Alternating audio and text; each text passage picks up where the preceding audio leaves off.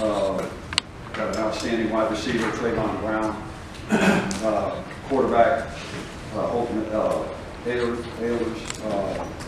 good quarterback, big, strong kid. Runs their offense extremely well. They've had some really close games this year. Defensively, Nate Harvey's probably as good a defensive end as we've seen all year. I think he's #1 in the country in TFLs. And Devin Sutton's a really good linebacker. So, we'll have our work cut out for us again. But again, I do like the approach that we kids had today, and we just got to keep harping on some of these little things to get them better and go down there and work to get a win. Xavier Scott out? Yeah, Xavier is out. He has a PCL and MCL injury, and he will have surgery on Friday. And that'll be an injury that will keep him out until August.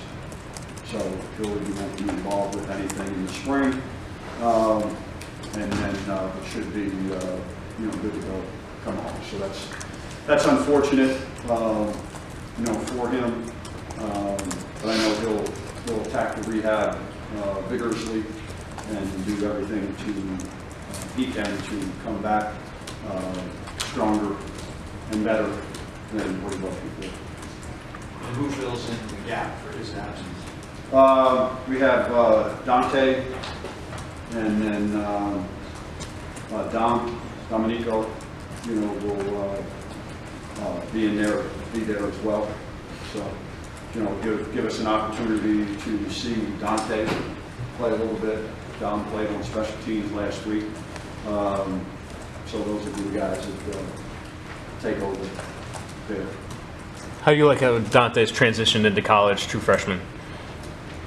I think it's been good. He's been up practicing with the guys for a while now, and after Kion got hurt basically, and now it's this is one of the good things that you have in terms of this is where this redshirt rule is a benefit from the standpoint that here you are late in the season and you get injuries. And now you have the ability and the flexibility. If a young man didn't play in 4 previous games, but now you can put him in, and he's not going to lose a year of eligibility. Whereas if this was the old rule and he played, he would lose a year of eligibility. So you'd have to sit here and say, okay, but I want to play this young man in this game. Limited touches for 2 games and burn a year. Now, this is a positive of it, and this is a good thing, but there's other things that aren't so good with that rule. But this is what I think the intent of the rule is for. It should have been for from an injury standpoint, so that doesn't happen as you get, especially later in the season. Scott led your team in reception, so how do you adjust and make up for his absence in that position? What's that? Scott leads your team in receptions, so how do you make up for that area with him out? Those guys just have to step up and, be accounted for. We'll find a way John will put something together to do what we need to do and take advantage of all the other guys' skill sets. If we need to get receptions to people, then, we'll do that. Or if there's things that Dante maybe can do or Kevin can do that, we hate losing Xavier, but we'll be able to make sure that we'll be able to function in the passing game. Three running back. Is that it for the injury report? Anybody do it yourself? Yeah, that's the only. We got a bunch of guys banged up. Santana's like a walking mummy. He's so sore that he'd be taped up. But no, we just got Eddie's banged up. At this point in time in the season, you're going to be banged. You're going to have a lot of. But we've been fortunate that we really haven't had too many serious injuries where guys have lost time. But we got a bunch of guys that are banged up. So. They haven't had a lot of serious injuries, but they have happened at running back. How difficult has that been? Obviously, Kevin's done a great job, but behind him, he lost 3 guys. What's that again? You've lost 3 running backs, season-ending injuries. How difficult has that been depth-wise at that position. Well, I mean, I think when you go back and look at it, two of them were non-contact injuries. Donovan was a non-contact injury. Kion was a non-contact injury. And then Xavier, his was, he goes in and he lowers his shoulder and he kind of gets, guys got him, and then two guys come in and finish. He kind of got, you could see he got bent back. I think everybody thought it was his head more than it was his knee. I thought it was, and then when I went out there, it was knee. Fortunately, we do have some depth there, but that's just one of those. That's one of those things where our injuries have come this year, has been at that position. And I don't think there's any rhyme or reason to it, why they've occurred with that position. Kion basically, that was a knee that he had hurt before, so that was something there. But other than that, Jim, I don't know. Like I said, I don't think we've missed a beat from the standpoint of how Kevin has played, and then what Xavier is doing, and now what has to happen is Dante and Dom have to step up and take that role. What's contributed to Kevin's consistency, Randy, in recent weeks? I think that he is, the more Kevin plays, the more repetitions that he gets, I think he gets a better feel for the game, Joe. Again, I don't want to say this, there's some guys that are very natural at the running back position who just have that feel and have that instincts to see what the second level's doing before they get there, and they know in their mind the move that they're going to make, and it just happens natural, where Kevin isn't really that kind of a natural guy. And I'm not being critical when I say that. He's more of a straight line guy, but also understanding blocking schemes a little bit better, understanding, how people are moving at the second level based on what happens at the first level. So I think it's just the matter of reps that he's getting and the things that he's doing, and you can, bless you, if you're going to interrupt, please leave the room.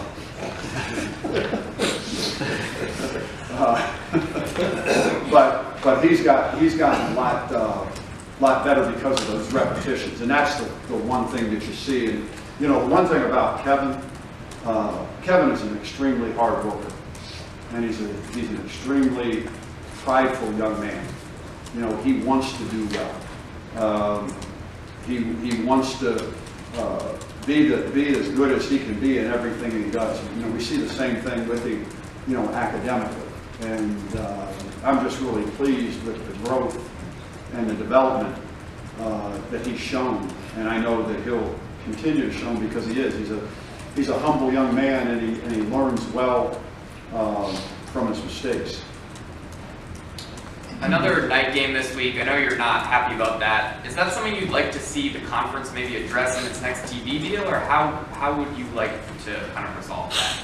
I think it's awful what's happened to us in terms of having to play all of our conference games that have been on the road at 7 o'clock at night. And again, I kind of speak what I always feel, and I don't like it when people talk about those health and welfare of student athletes. When you get back here to campus between 2:30 and 4:30 in the morning, and then the next day there's not much you can do with them. And when that continually happens, I just think it's very unfair. And I do think that, and I've expressed it to people at the conference. David has done the same thing, and they need to put something in the contract, because this is why leads to the argument that this is a professional model. It's not a collegiate model. And they can say all they want. But these are the issues that cause the discussions and the debates, and eventually it's going to be some bigger things that probably come from all these things. But it should be in the conference contract where teams can only do at least once, twice at the most. And because it's not fair to the student athletes. And I was on a conference call yesterday. I don't know how many of you guys listened, but somebody asked me about something, you know, the concept of student athlete is so far removed from the NCAA, it's ridiculous, in my opinion. It's athlete student, you know, and that's what it is. And until, to me, there's going to be a lot of big time problems moving forward with the model that they currently have.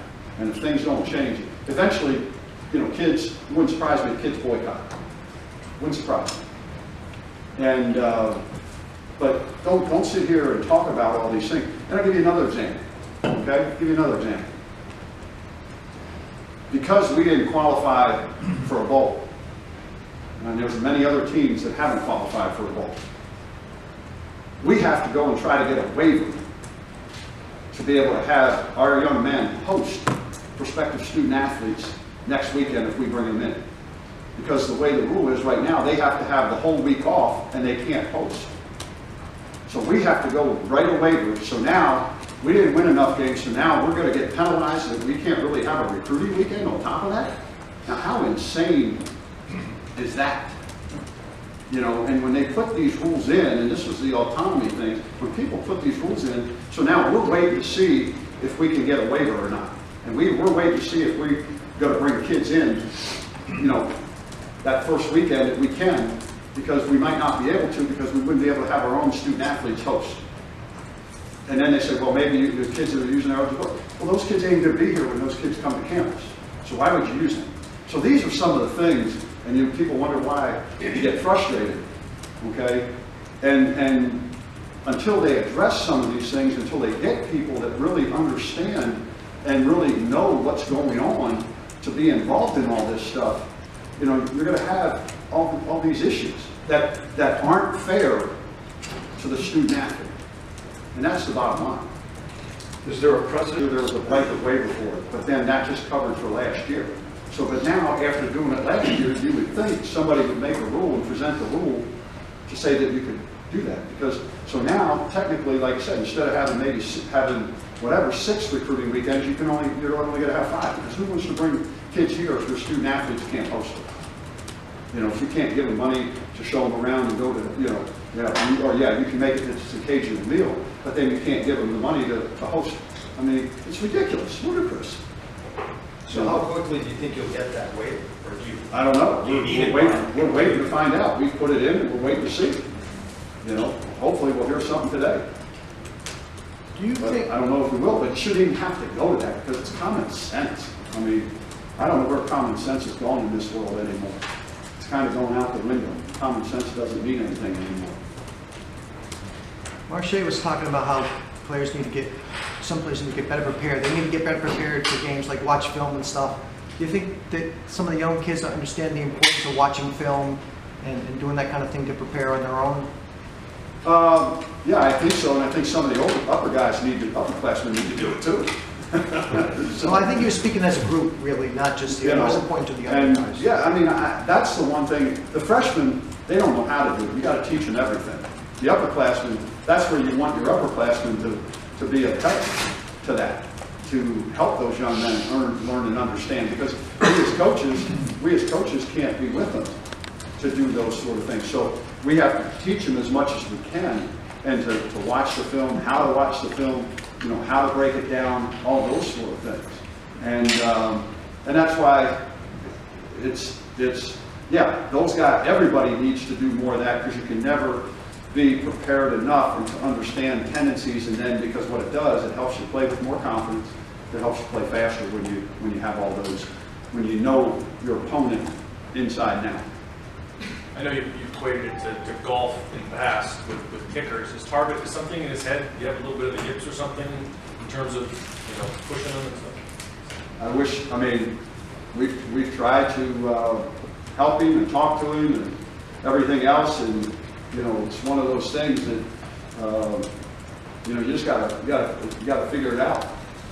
You know, you gotta figure it out. You know, we can show him, you know, that maybe the plant foot was wrong or whatever, or you know, just block everything out. But you tell people you can lead the horse to water, but sometimes you can't make him drink it. And we coach him up. We try to be positive. We try to help him, but you know, he's not doing. You know, he struggled on Saturday, and then saw today that he struggled. And you know, that's something that, you just got to believe you're going to go in there, and you just keep the same routine all the time, and you study it, and don't try to tweak it for this and that, and sometimes, I just think sometimes people overthink things and overanalyze things. You spoke about student athletes. Can you address Tyler Davis graduating in 3 years and being in grad school and how pressure on what he's done academically?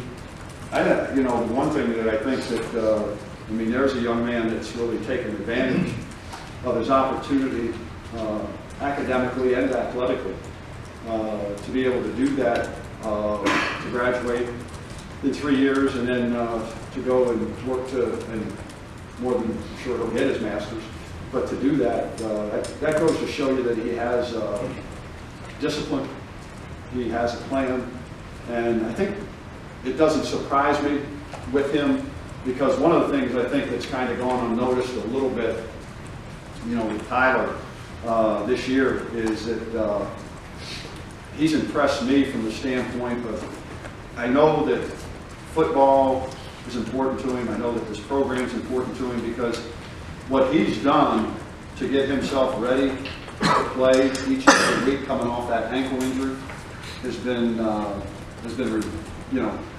what you want people to do all the time. And again, his schedule is such because of the grad courses. He doesn't have as many classes, but the time and effort that he's putting into the training room to get out there, it's important to him to be out on the field.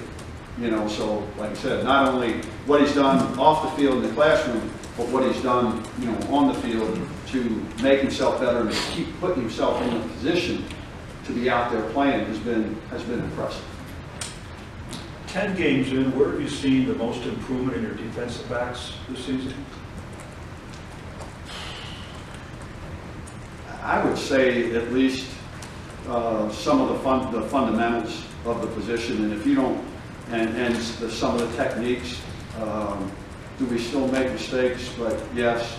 But I would just say I've seen an improvement, with fundamentals and technique. And if you don't see the improvements in that, then you don't have a chance. But I think they've gotten better. Ryan Carroll's gotten better fundamentally, technique-wise. All those kids have. Do they still have issues where they don't get their head around and play the ball in the air? Yeah. Sometimes that's just confidence. Are they big enough and strong enough and fast enough yet? No. You see that when we go to tackle. Like I said, we don't have enough lead in our pencil, and we don't have enough strength to go and knock people back. And that's something that's just going to take some time. But for me, I think the thing that I've seen is I've seen an improvement, in the fundamentals and the technique from where they were when they first started. But we still got, plenty of work to do in that area too. The offensive line also seems to have improved over the course of the year. Did any one thing click for them, or has that just been gradual, steady improvement? I think what happens is anytime those guys continue to play together up front like that, and they've been around, Frank's done a good job of coaching them and teaching them the things that they have to do in order to be good. But I think the biggest thing for them is the communication. I think the communication has been really good. And that starts with Ryan Crozier having to be able to do that. I think Vandy struggled a little bit early in the year, and then he started to pick it up here these last few games. But again, he's going to have to get a lot stronger. But I think the communication, and again, the attention to details in terms of the technique that you have to have. Because I think early on sometimes, we had guys that when they'd set too wide rather than coming straight back. So again, it's just the more repetitions they get, the better they're going to be. Because when you take a look at it, a lot of those guys hadn't played a whole lot of football. They just haven't played. And the only way you get better at this sport is by doing it over and over and over again, and getting strong and being physically capable of doing the things that you need to do. And so, but that's the things, the communication, the identification of fronts and the understanding of, what we're trying to accomplish, with each play. I think they've gotten better at that. Randy, when you say, you talk a lot about bigger, stronger, faster. In your experience, where are the biggest games been? Freshman to sophomore, sophomore to junior, junior to senior?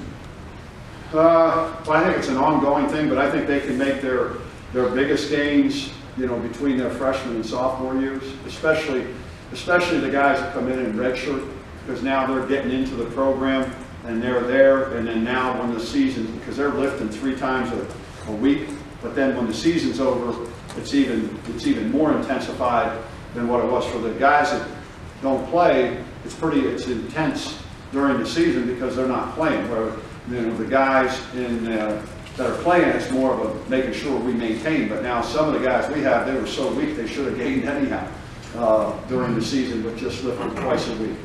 But that's the thing, and I think these young kids, they have no clue.